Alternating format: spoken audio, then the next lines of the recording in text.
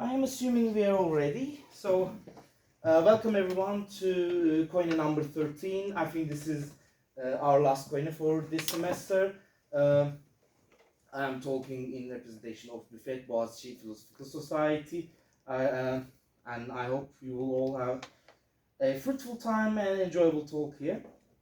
So, my name is Sarp Kargı. I'm a physics student here at Boğaziçi University.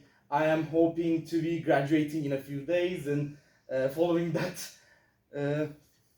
endeavoring off to further research topics that I hope will be from what I will talk about today.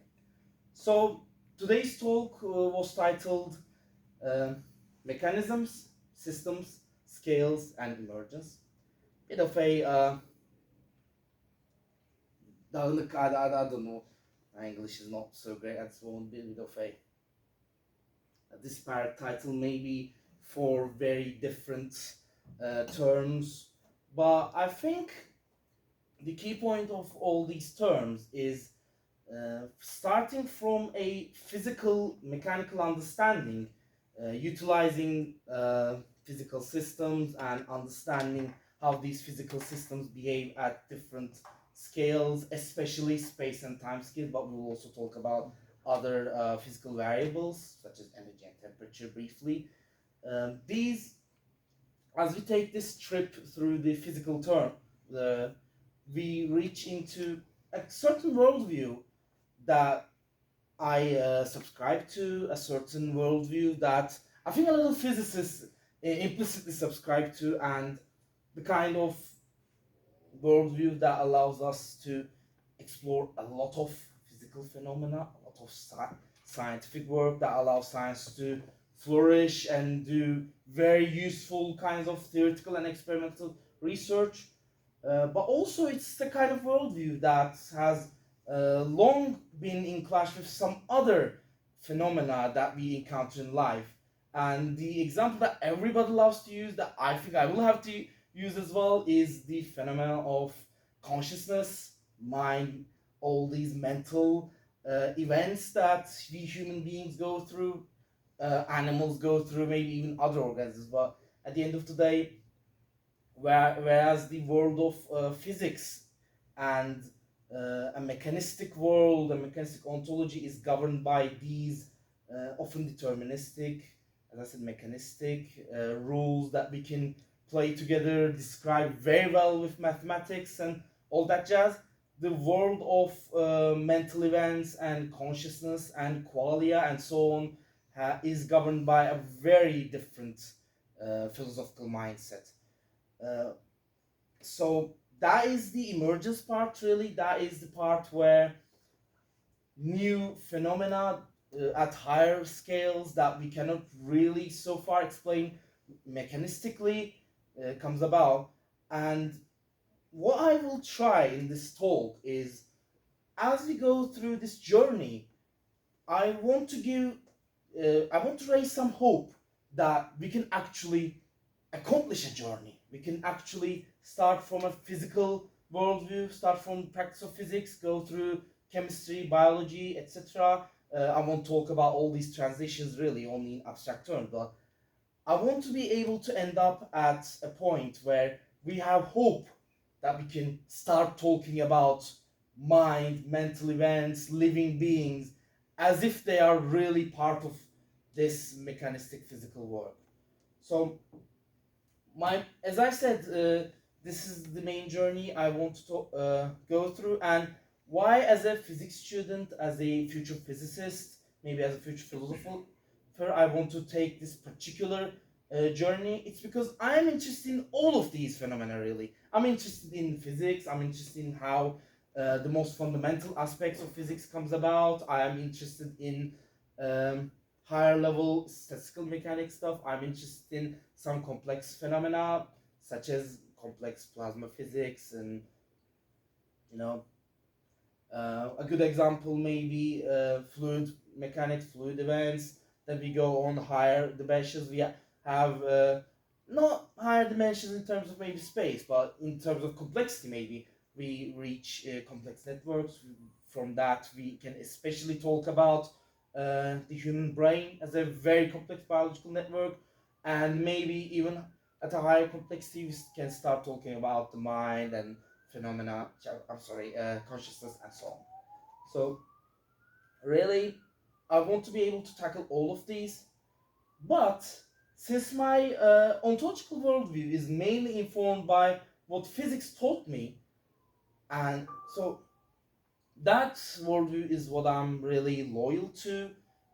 Unfortunately, this worldview, as it is right now, is not very supportive of these higher level phenomena. And practically, at this point, we have a disunity in the practice of science where we really have to focus on many different scales of phenomena.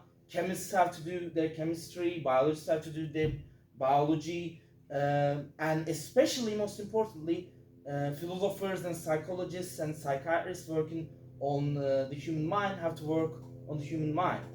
Of course, there is a certain given faith that ontologically, when we talk about just the pure being, pure existence of the building blocks, maybe, of all these phenomena, all these different systems, we want to believe that they all arise from the same principles, same set of rules at the very beginning, and all of these can be constructed from that very beginning.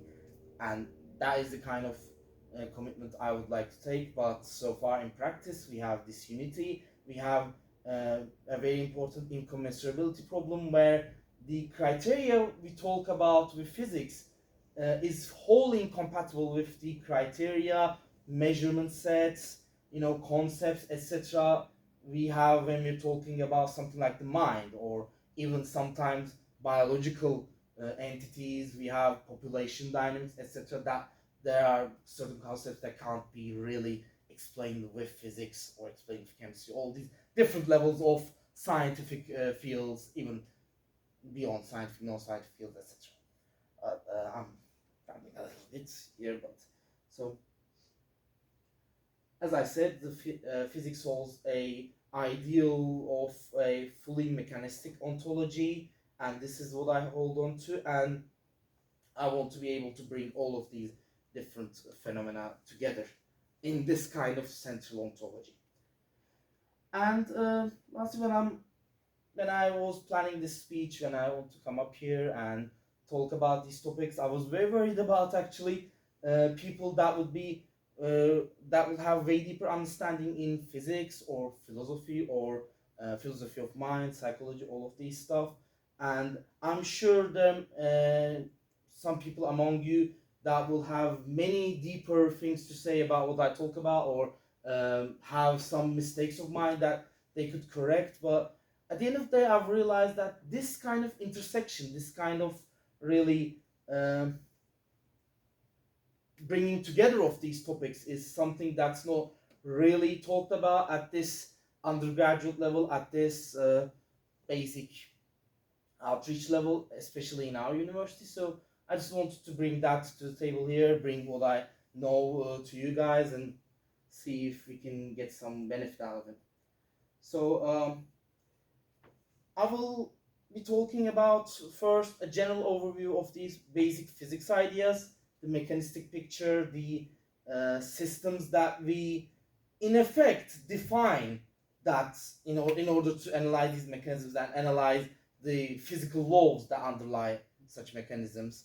And then we have organizations of such interacting systems as we define, and they will give rise to a understanding of scales and scaling behavior. And after that, I hope to have a very brief foray into the concept of emergence and emergent phenomena, and talk a little bit about implications of different types of emergence. We have ontological emergence and epistemological emergence, and possibly more kinds that some recent authors talk about. I will not be able to delve into these, but I will briefly mention that it might not be as simple as a physicalist picture versus a non-physicalist picture, for example, when we talk about emergence. And I want to get into the concept of physical interactions as well. That will be part of mechanism and how systems interact via these mechanisms. And I want to be able to define a sense of scale that is intricately related to interaction. And the reason for that, I hope I will be able to clarify later, but I want to establish such a picture that limitations to the interactions that a system can have has intrinsic limitations to the scale that it can operate on and get knowledge about. And that I hope, especially in my work in the future, I will be able to establish into a sort of epistemological emergence idea where if a system can interact in a limited way, it has to go through some, it's forced to go through some epistemological emergence for some phenomena for that system just emerge out of nowhere because the interactions are limited. So yeah, as I said, I want to build a unity of these sciences, these different phenomena based on the ontological commitments I will talk about in a minute, and be able to establish. I think I will unfortunately not have time to really talk about a universal idea for scaling, for organization, for a general purpose mathematical framework. No, doesn't have to be mathematical, but I think with physics and physical ontology, that's really interesting. It's an instinct, really. So a very baseline framework that we can use at the very lowest scale, very beginning of these mechanistic ideas, and use that general idea to build up into, as I said, all these higher phenomena. But that is a very ideal dream, and I realized as I was preparing for this talk that I would not be able to really do the idea just even in brief mentioning. So we will see at the end. Maybe I will briefly touch upon what my aspirations are. So okay, so I'm a bit slow, but one thing I want to warn you guys about is in this talk I will not go deeply into really any of the topics I will be talking about. Especially the physics discussion will be very, very limited and simplified mathematically. I might not even end up writing any real formula here, just talk about some basic principles that I do hope you have at least some familiarity with. I can definitely try to expand upon them mathematically as well, but I think too much detail would just need me to go really into all these nitpicky details, and at the end of the day I won't have time for them. And also, again, due to that reason, for now I'm resorting to a classical mechanic classical mechanic idea of physics that I will build from. Again, quantum mechanics, relativity, quantum relativity is very relevant to our world, but building up mechanics from that, I won't be able to do it in about an hour. So again, I will have to assume this idea that even if we start from quantum mechanics and relativity, these mechanistic ideas can be still valid and they can be adequately approximated to a classical mechanical picture for this discussion. And finally, there is a whole, not even a whole, years of whole discussions in philosophy of science about these things that I will be talking about, and I will not be able to really deeply touch on them because my foray into this field is quite new, and unfortunately I have a lot of reading to do there. But I will be happy to try to enlighten any questions as best as I can, and also take your criticisms and suggestions as related to philosophy of science. Finally, this introduction part is taking way too long for me, but I think it's important to highlight really the kinds of ontological commitments that I will have here. So I want to establish a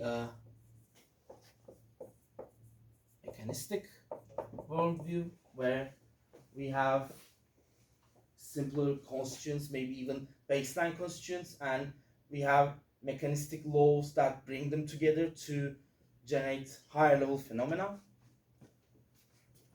A reductionist idea where all such higher level phenomena, not just some that are generated for mechanics, but all higher level phenomena are able to be explained in a mechanistic way from lower level constraints. And finally, a physicalist worldview in which all these mechanics, all these lower level constraints are according to the laws that physics sets out for us as a field of science. And unfortunately, I won't be able to stray far from these ideas because that whole discussion is both something really at depth that we would have to go through and something I do not really feel comfortable to take this discussion into right now. That whole debate about whether the very baseline of our world can be mechanistic or whether the idea of building up from that lower level is completely possible. I will touch upon how I think it might be possible again, but I think we can discuss what these topics mean for me, or whether I am taking them in some wrong ways or different ways than you guys. But other than that, I don't think we will be really able to argue about these things. So these are the main aims and commitments. So I think we will have to start with mechanism. So definition of mechanism was something that I tried to come up with from a physics standpoint and really struggled with in my preparations. That it was something I took for granted for quite a lot of my physics education, and I am recently delving into the idea, and I think there's some really interesting exploration to do about what mechanism means as a general thing, how mechanisms can arise, how mechanisms can be non-reductive things or non-deterministic things. There's a very general concept here, and there are a couple definitions that I could provide, a couple quotations really from sources that I took. One such definition defines a mechanism as a mechanism underlying a behavior is a complex system that produces that behavior by ... the interaction of parts according to direct causal laws. That's by Glennon 1996, and another such explanation and such definition is suggested as a mechanism for a behavior is a complex system that produces that behavior by the interaction of a number of parts, where the interaction between parts can be characterized by direct, invariant, change-relating generations.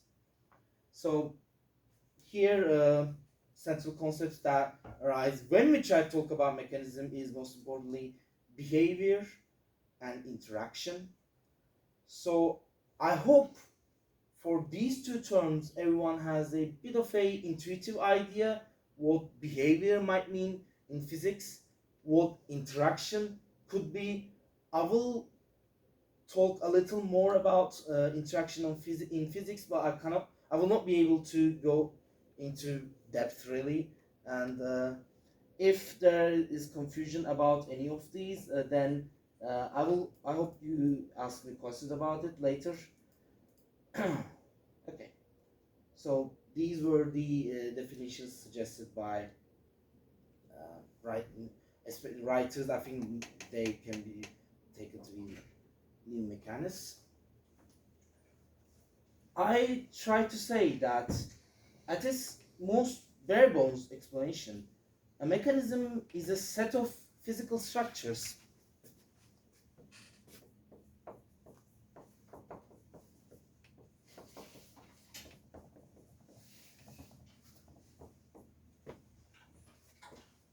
and their causal interactions.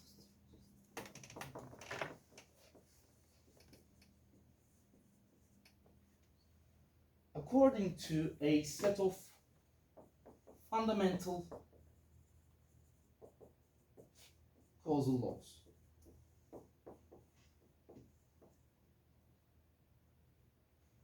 I think these can be safely taken as generally laws of physics.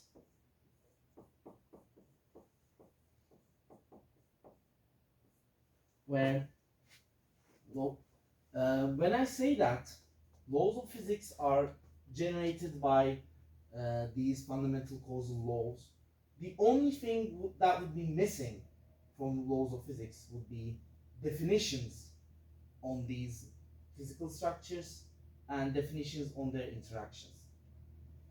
When we make some choices about how we define these physical structures and interactions, we do reach laws of physics. But formally, they are expected at least to arise from the same fundamental causal laws. And the important thing here is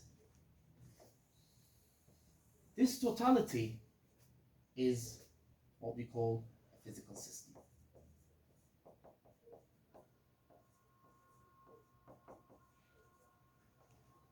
Of course, okay, I will talk about what I was saying later. And so,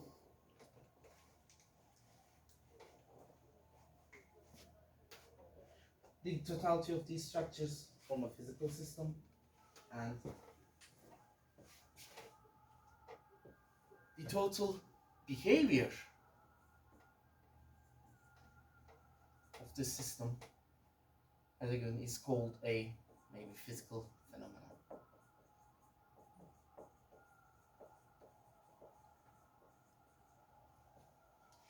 And if a reductive and mechanistic picture is true, an important point is this can be taken to be backwards, as we often do in physical practice. We have physical phenomena that we observe, and we try to work out, identify physical systems behind these phenomena, and we have theoretical ideas about we take physical structures to be somewhat granted, especially if we're talking about a substance ontology, that a reductive physical substance ontology. There's much deeper discussion here, especially from antiquity, that I'm both not very familiar with myself and a bit beyond scope of today.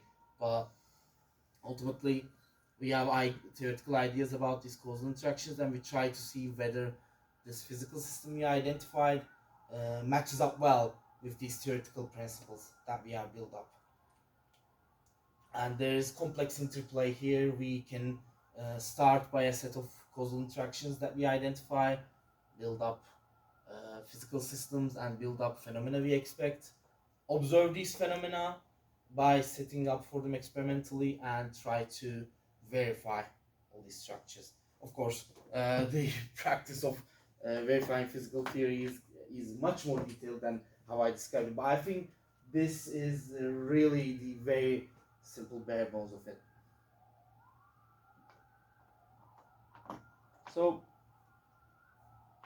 this is a general principle, a very abstract principle at this point, and if you're talking about physics, it's usually, what we talk about usually is much more physical stuff, much more actionable stuff, and much more mathematical stuff. So let's delve into the simplest example of that.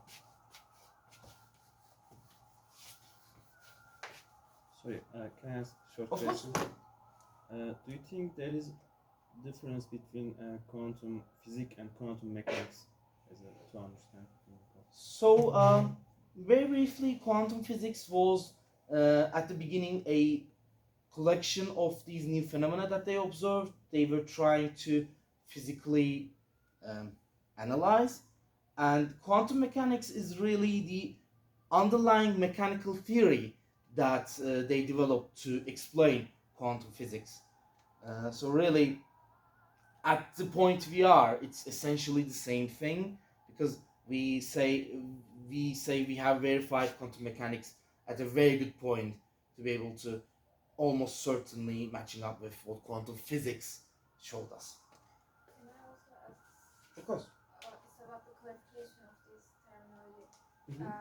Because like how when you were introducing these terms, you had this like chronological order. You said that we observe interactions and then we identify the structures and then hypothesize whether we see any phenomena or not. So, can we identify these structures that solely engage with one another, and can we observe any structure before any interaction, or do we identify them posterior? So, okay. So when we talk about causal interactions in a mechanistic system, where the mechanism explains how physical structures interact together, I think there's a little bit of a terminological confusion.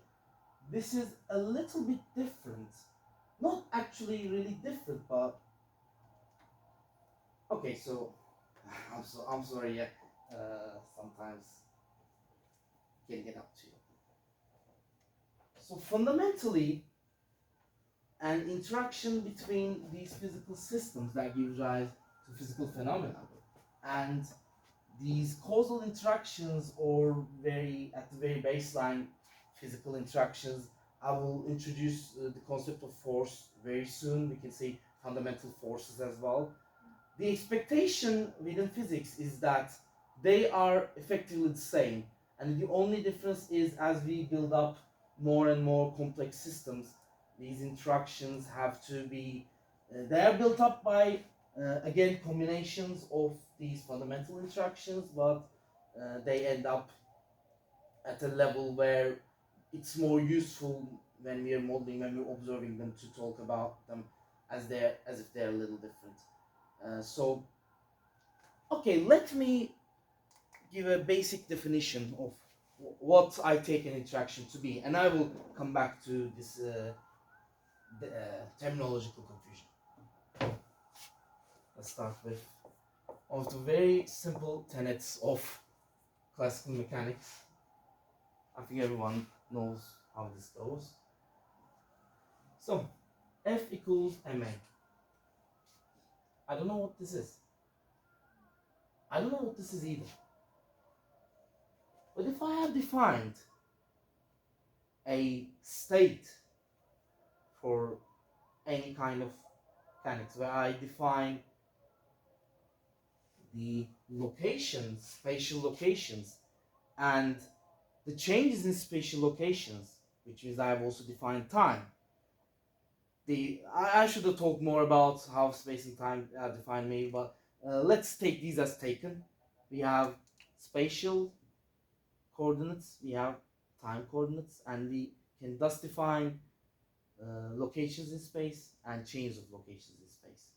And change of location in space, which is velocity, acceleration, higher derivatives of it. We can all define them on just space and time.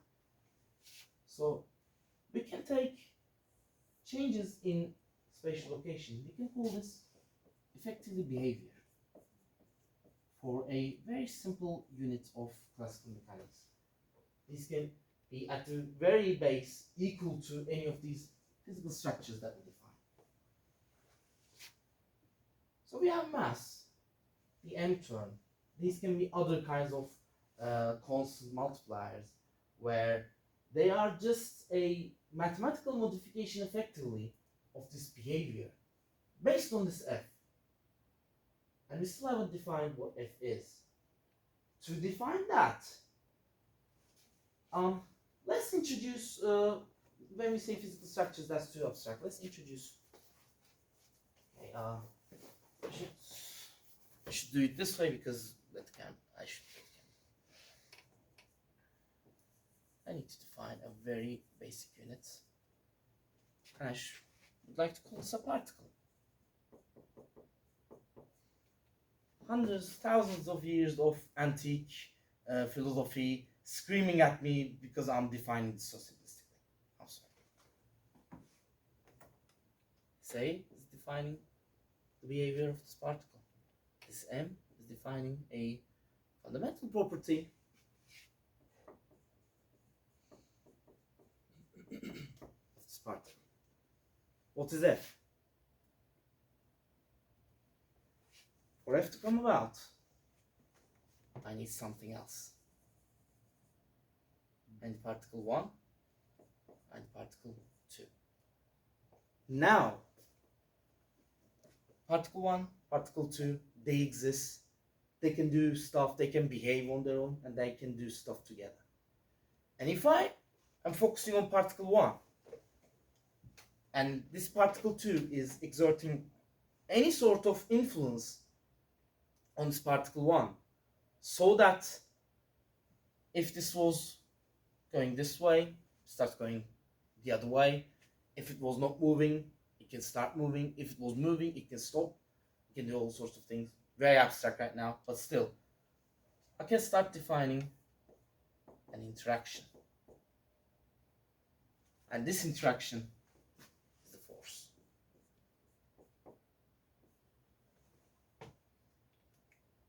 So, when I talk about observing interactions of systems as part of physics work, as part of experimental physics work, of course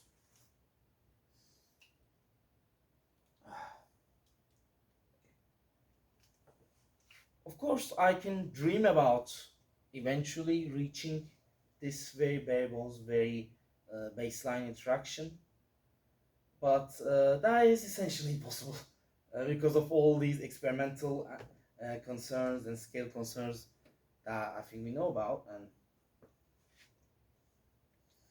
But what we can do is, we have particle 1, particle 2, we can have particle 3, particle 4, so on, so forth. And as we have these, we start having greater ensembles of these particles. And if we have it, so, okay, I've realized where I'm being stuck on, where I'm having a struggle with, where Begum's question was important, is because I attempted to give a historical account, but the important thing is, at this historical account, there should be a first mechanistic idea, there should be a first observation, really, of what these phenomena are and how we evaluate these first observations. And this early historical idea, I honestly cannot give. This early historical account I cannot give. That is a problem here. So we have a somewhat established idea of what interaction should mean. We have an established idea of, thanks to Newton's work, really, of particle behavior in space-time and this constant term, and then we can define changes in this behavior as induced by the presence of other particles as a force. So, if you have an initial idea about how these fundamental forces work, not necessarily a full theoretical knowledge, but an early theoretical idea, we can say,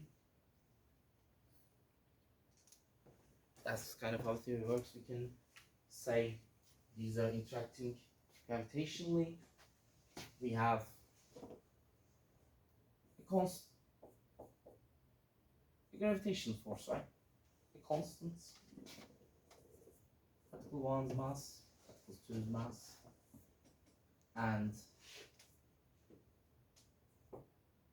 the difference between space dimensions.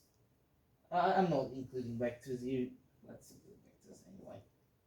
Square, right? And of course, it's a vector force, but it's not very important at this point of our discussion.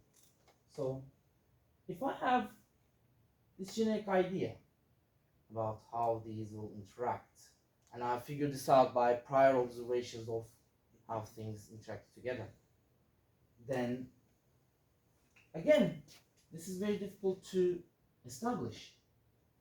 These are all very difficult to establish.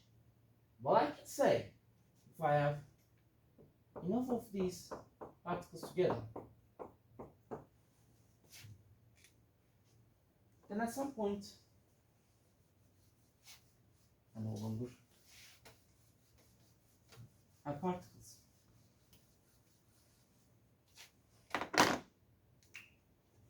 I can have something that these particles made of. And that's, in effect, what I equate with the system idea. This can be, if you're talking about gravitation, this can be a planet. We have trillions of these fundamental particles. It doesn't really matter at this point. We're talking about, we're not talking about computability or experimentation. We're just talking about the general system. So, I have a system that I brought together from all these interactions, from all summing all these them together. We added their interaction of all these particles via vector addition, etc. We have another system. 1 and 2. Can I ask something? Of course. What is the F indicating? I'm sorry? F? Yeah, we eventually defined this force. At the start, I knowingly was abstract because I want to give priority to interaction before I went to force, but that's what we eventually reach. Now, we have a system 1, we have a system 2. These are interacting. Now, if system 1 is massive enough, then its behavior I can actually observe, I can actually define. I can actually define system 2 as another constant, bringing them together. Now I can see what their interaction is, and I can make physical deductions about whether that initial idea, this M1, M2, or their difference in location, their distance, we can call this R1, 2, the distance between system 1 and system 2 together. If it works, great. It does work only for this system. We can try something of 10th of a mass, something still bigger. We can have very little mass, a smaller too. So we try these at different circumstances. We try and try. It's really trial and error, and we try to systematically change mass of 1, mass of 2 to test the mass dependence of this, systematically change the distance between these two systems to try for different distances between these interact systems. Test, and eventually at some point you go, well, if this keeps working for all these various masses, all these various distances, I think that this what we have, I think this is valid. And frankly, I say this in a very simplistic way. Of course, it's not that simple. I think I would have a lot of my fellow physics students and my teachers maybe fuming at such simple expression, but if you ask me, the practice is as simple as this. So we have a basic idea about what that fundamental system should behave as. We test at various systems that mimics it. We make models of it. We can also make simulations of models or try some theoretical variations about models. There are different ways. At the end of the day, it's correct that we can seldom have any proper work on the very fundamental laws. Actually, why am I saying seldom? We can't. If we could, then we would have said physics is solved. We've found the most fundamental level. Let's build up from here. Our problem is building up from here. We will say theory of everything is found, guys. Theoretical physicists can pack up. Since we can't, we can only conjecture about the systems that we can effectively interact with, that we can effectively observe, that we can effectively experiment on. So, an important point that I want to raise about systems. I said, let me go back into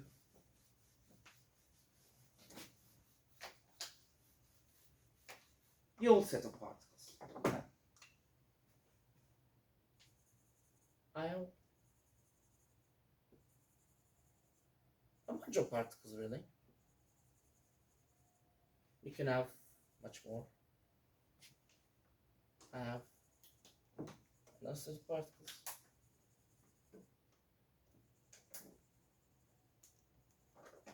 And when I build them up, I say a system 1 is interacting with system 2 and is exhibiting all these behaviors.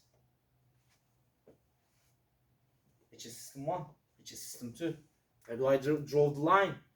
Why do I draw a line? Why can't I take them all together? Why can't I take some, leave one out?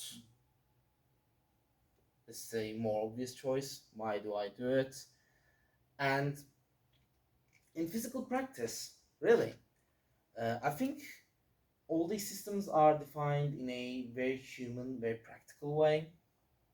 And ultimately, well, I won't argue much further about this point. I think this is one of important pitfalls in physics that we have to really take into account, and we will see as we scale these up and go into how emergent structures work and what we take to be emergent structures. I would dare say a human treatment of how we define these structures and systems are important. Ultimately, if you can form systems from these, then we can build systems for more, and we can build systems for more, and more, and more, and more, and more, and more. When we start with a few atoms, becomes a few molecules becomes an ensemble of molecules, an ensemble of molecules can become a cell can become tissue, so on, so forth, and we end up scaling up as these systems come together. So let's talk about scales. What is a physical scale? When I say, yeah, these together, these scale up, what is that scale that I talk about? I was not able to find a definitive centralized answer to really what a given physical scale is. But we can understand it intuitively in this kind of way, and we can understand it kind of mathematically. So what I said was, we can understand a scale as the range of a variable of a system that we focus on. So focusing on a range of variable. If I have this collection of particles, collections of collections, let's say this is 10 meters wide, and each of these are 1 meter.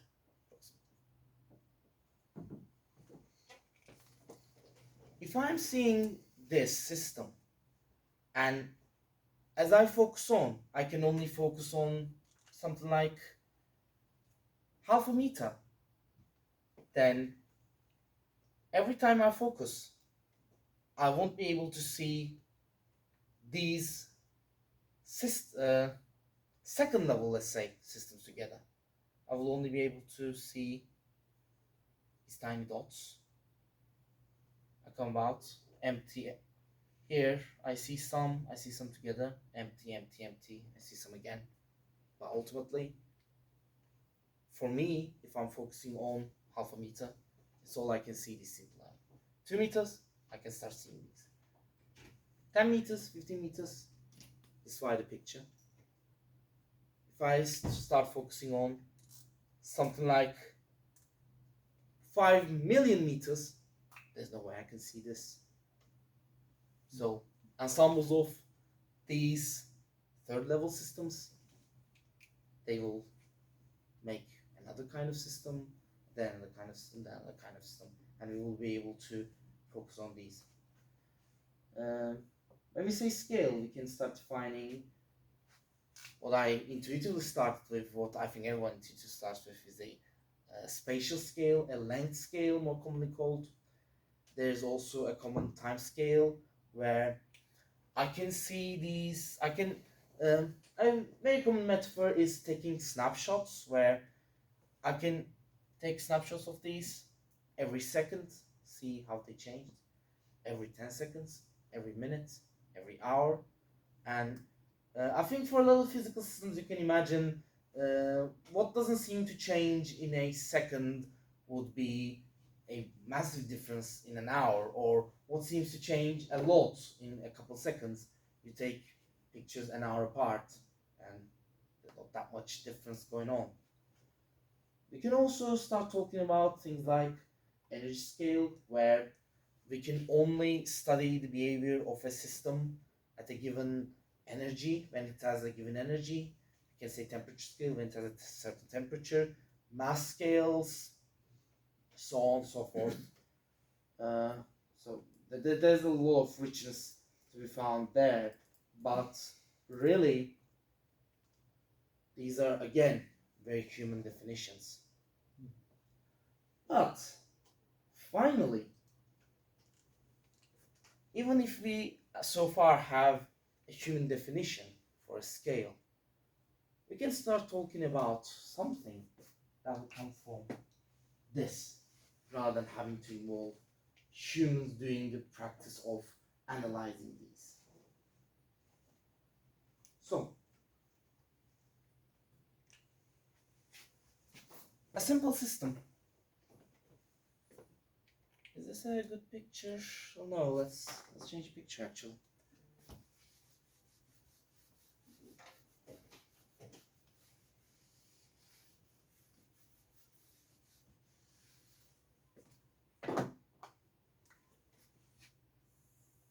Let me draw projecting systems.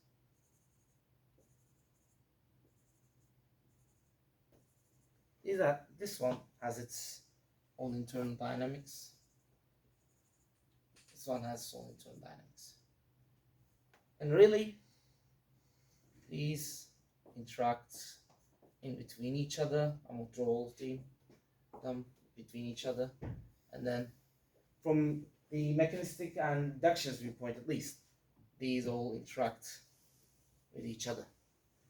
But the problem is, let's say these together have really close together, maybe compact, really strong interactions that have a lot of influence on how these behave. And as they come together in systems, as they interact, as a system, they will be expected to reach some sense of stability, where if they do not interact with other external systems, they will exhibit a system grouping, and they will exhibit some collective system behavior that doesn't really change.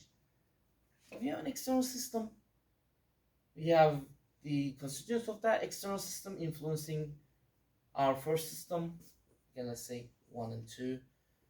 I am not great with using these drawings, am I? But we have 1 and 2. We say 2 is influencing 1. But really, was 1 going to be any different before 2 came about and starting meddling with it? It can be yes. The interactions that come about by 2 can be really strong, or the interactions that come from 2 can be really weak. And ultimately, we can start defining a sense of scale for these. if what we care about is the energy difference that system 2 will induce in 1, then we can start talking about a kind of energy scale that will significantly affect system 1. Similarly, talking about something very different, talking about our visual perception, for example, how visual perception works as very core, how sight at least works at its very core, is light incoming into photocells in our eyes and induce a physical influence, as I've described at its most fundamental level again. But once again, you need a certain minimum influence, certain minimum energy scale, let's say, in order to induce it. So, and really a maximum scale as well for the stability of the system. But fundamentally, there is a minimum of influence that system 2 needs to apply in order for system 1 to undergo any significance of change. And I think this basic idea can be worked through in much more detail, of course, to be able to define effective scales for given systems.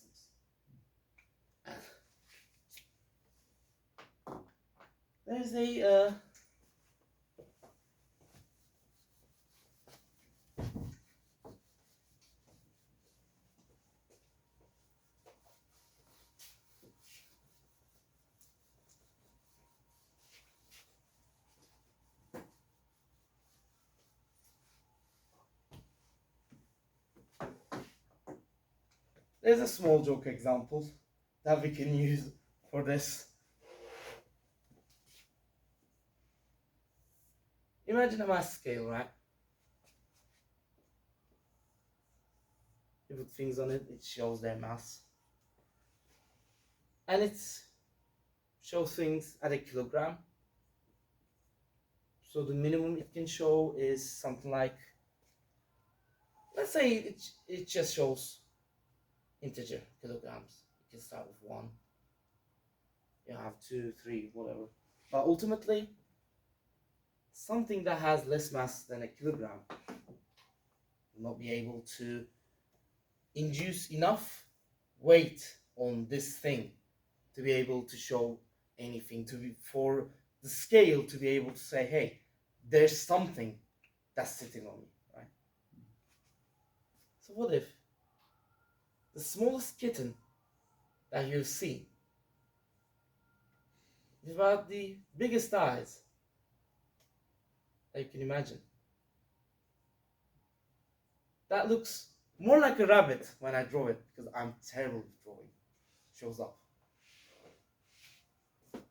For this mass scale, this lovely boy will have no chance to exist. And I'm really sad Zeynep had to leave before it, because this was actually her meme that she uploaded, that I said I was going to go ahead and actually explain this when I'm talking. And it's really unfortunate she'll have to see the recording of it, but for this mass scale, this boy doesn't exist. Explain that, materialist. So yeah. We talked about scale, we talked about effective scale, we talked about interactions that limit the scales that a system can acknowledge. And you'll have to forgive me for using human terminology here, normative terminology here again. These are things that I do endeavor to figure out when I'm working through them, but ultimately, as I talk right now, as I'm talking really unprepared in this speech, I will have to fall back into these old habits of talking, how we talk in physics. So I'm quite unfortunately really running out of time, and let me do part 2 actually.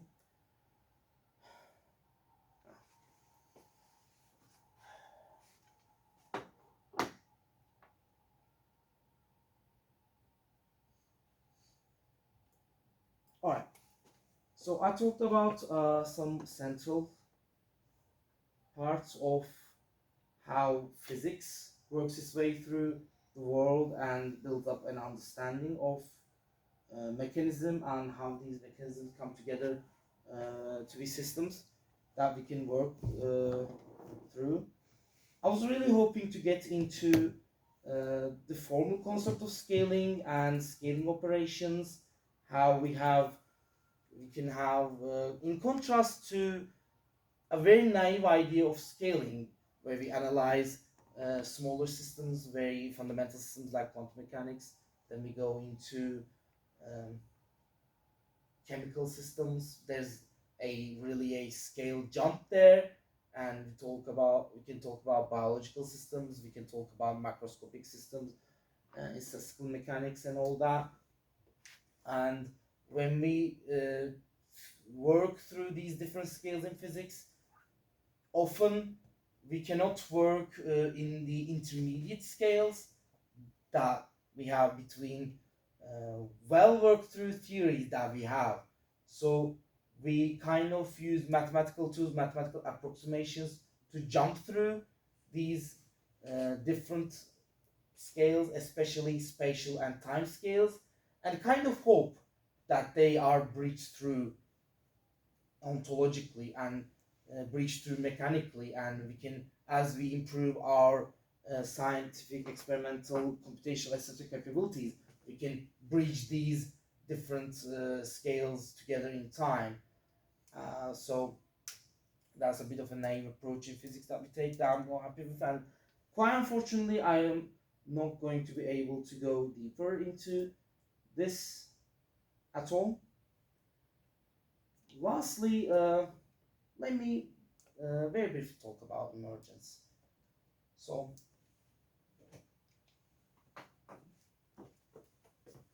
yes, let's.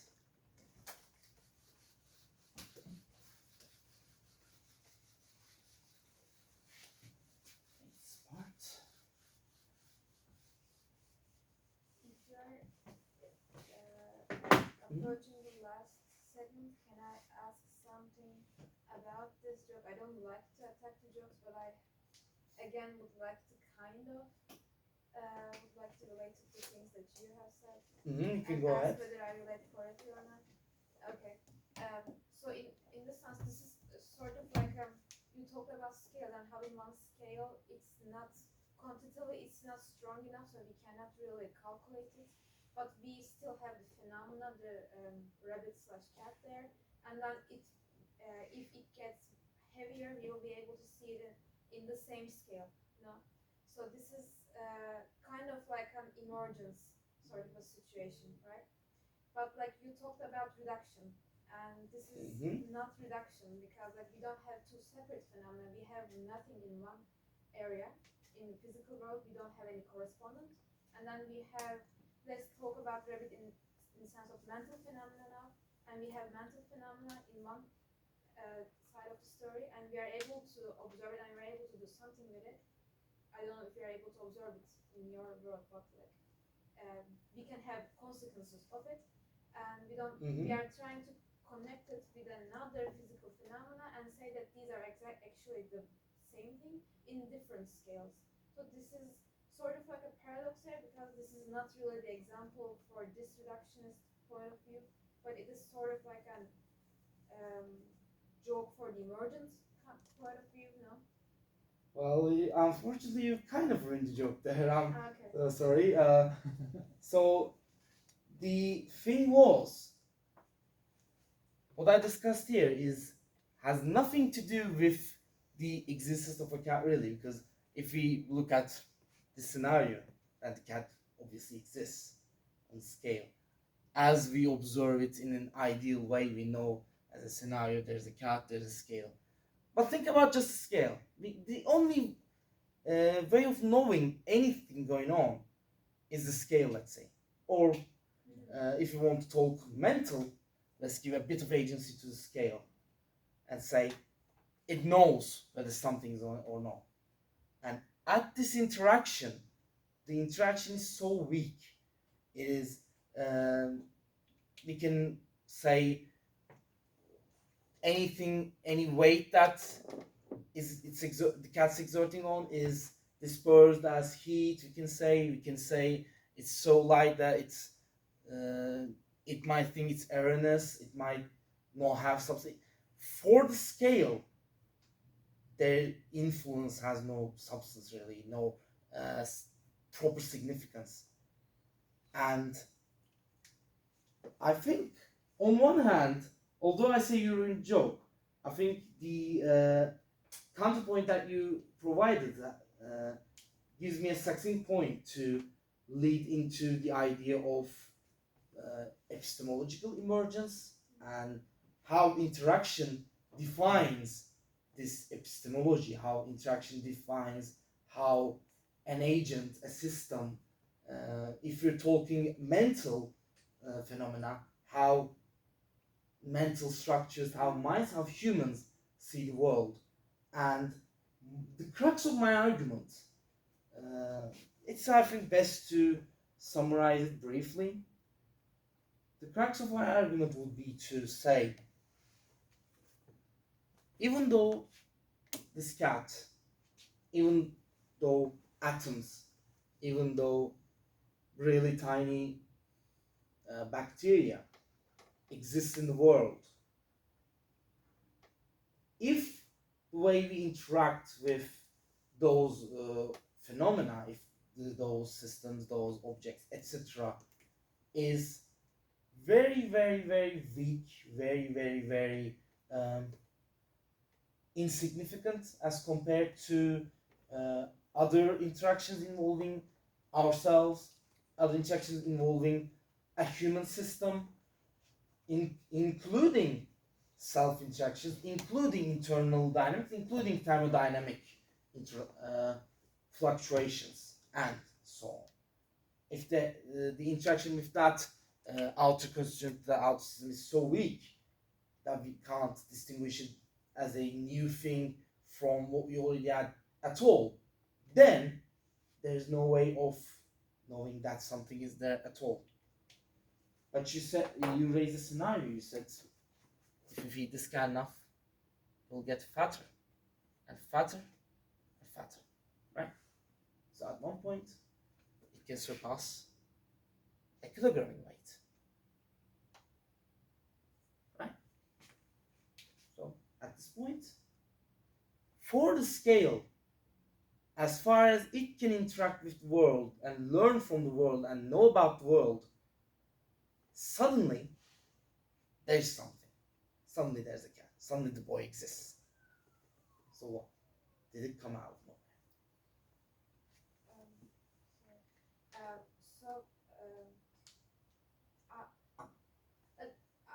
I'm going to kind of have a hard time explaining it in this schema because like I didn't translate it in my mind before. I'm doing it now.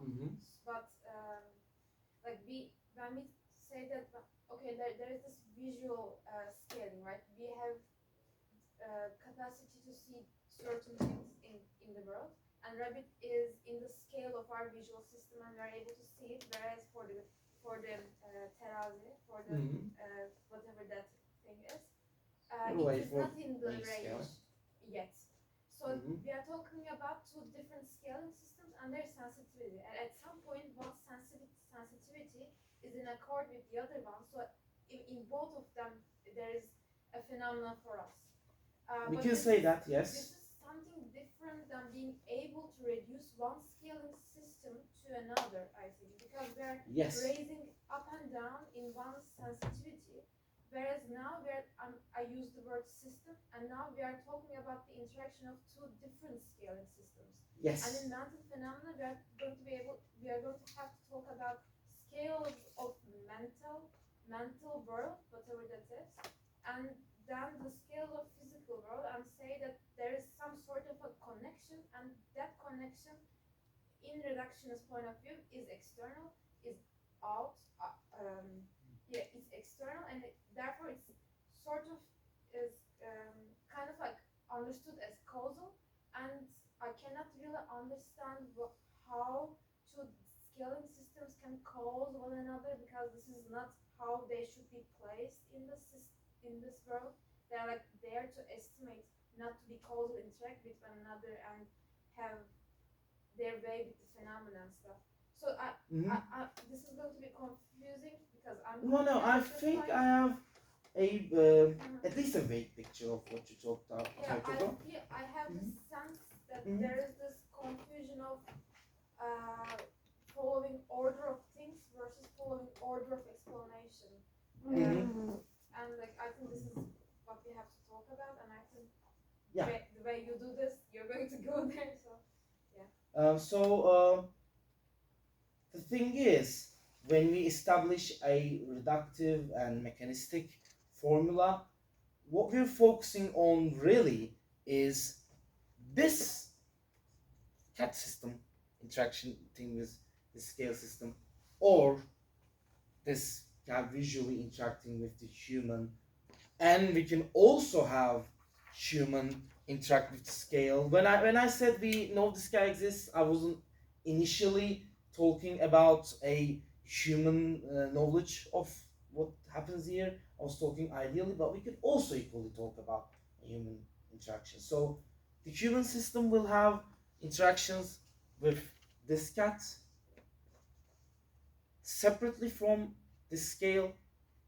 It can also interact together, because ultimately the picture we trying to build is physically there's no cat, there's no scale, there's no human, there's only fundamental atoms, maybe fundamental processes, subatoms, quarks, whatever we say are fundamental units and fundamental interactions. Ultimately, only they are there. We're trying to build a universe where we have only the barest building blocks and everything else comes from only purely their interaction. So if we are not in direct interaction with the scale as humans, then there need not be any necessary correlation between them, as you say.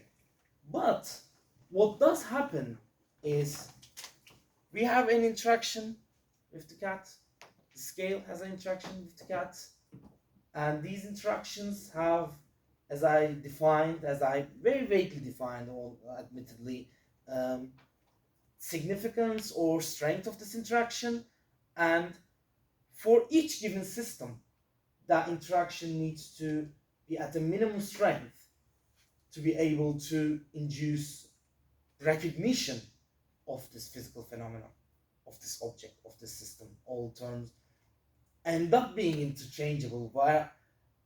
It's my mistake in this lecture to use them so interchangeably, I will admit that.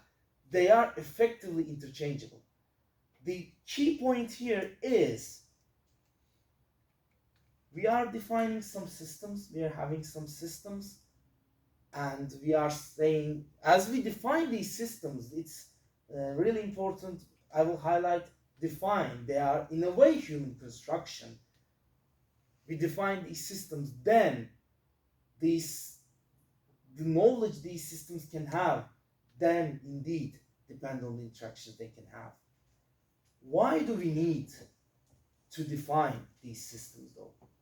Because we as humans, as we live and breathe, are also given physical systems.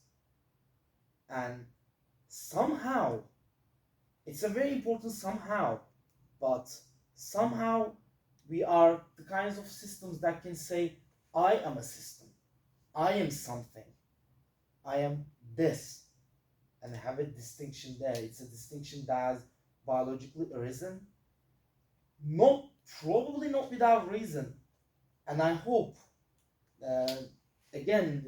I'm very, very upset and very, very sorry about not being able to go into scaling, as I said, and scaling of systems, scaling operations, because then I would have been able to better define how we start from, let's say, atomic physics, build up our way into something like organ systems, and still be able to find these interaction patterns and how these interactions can define an epistemology at each step of the way. But as humans, we exist at a certain scale, and that is the scale we take into account in our interactive experience. And this is very conjectural, but I want to highlight a sense of ultimately a self interaction kind of thing, where not just human beings, not just organisms, but systems of various constructions, the way their internal constituents interact between each other, these can come together, organized into a self-interaction sense that can give rise to these epistemological ideas, these epistemological interaction limitations. At least one thing I can do is give you guys a resource, a general resource to read into this, because there's a particular philosophical movement, philosophical theory that's been developing for the last 20-30 years called interactivism. I think a few of you knowing me could see this coming, by Marc Picard mainly. And this framework is actually a very good account of how physical systems start to come together and start to interact with their own constituents, effectively themselves. And especially it gives rise into a concept called levels of representationality.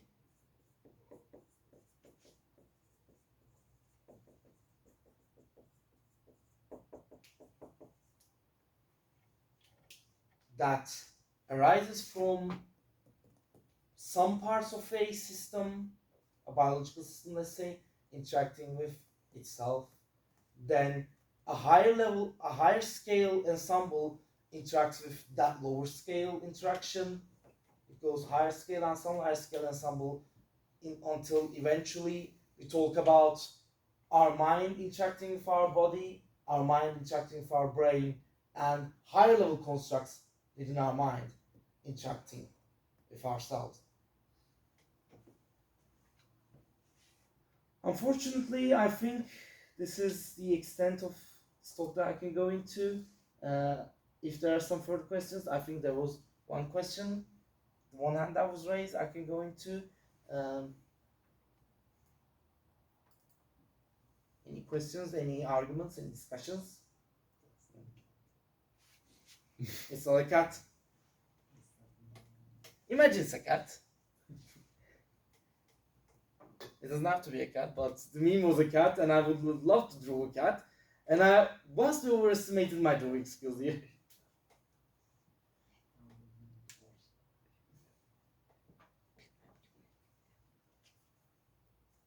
So, in that case, thank you for attending. And personally, I'm. Şey önerebilirim, belki yorulduğumuz için soru gelmiyorsa hani mola sonra soru cevap gibi olur ama siz de ya sen Şöyle, eğer kalmak isterseniz, devam isterseniz, yani açıkçası çok structural bir şekilde anlatamadım. Bunun boşlukları doldurma imkanım olabilir sorular geldikçe. Yani güzel ufak mola verebiliriz. Yani ben 1,5 saat gibi bir sürede tamamlanması gibi düşünmüştüm. Size de o şekilde sanıyorum soranlara haber verildi ama eğer arzu ederseniz ben devam etmeye gayet memnunum. Yani aslında Emergence'a falan da girebilirsin belki hani zamanınız varsa. Yani Oradan ufak sonra. girebilirim. Sanıyorum bazı temelleri yine biraz familiar bir alan ama biraz daha en azından ne türden emergence'lardan bahsedebiliriz ve bunların ne gibi sonuçları oluyor, bunlara girilebilir. Then shall we take something like a 10-minute break? Yes. Okay, thank you.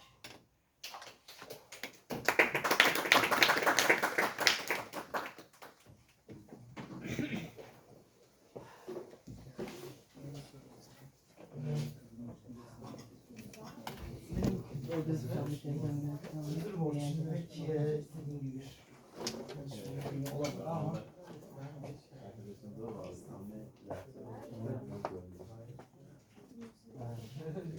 Sen neler yaptın onu Şurada ya kamplara çıkmayacağım. Kamplara çıkmayacağım şurada gideceğim. Ha. Şey oldu. Daha Öyle mi? şöyle en azından bir 20 dakika daha soru cevap Rapor satacak bu gece 12'ye kadar. Hani şey gidecek. Okay, Ha, zaten sen de bir 10 dakika, yarım saat götürürüm sana. Tamam. bence olduğunu niye bilmiyorum. Sen de yani bugün aklımdan ne kadar belalı bir şey oldu. felsefe çok bilmediğim sağlam hızlı science değilse şeyler çıkar. Suyun içinden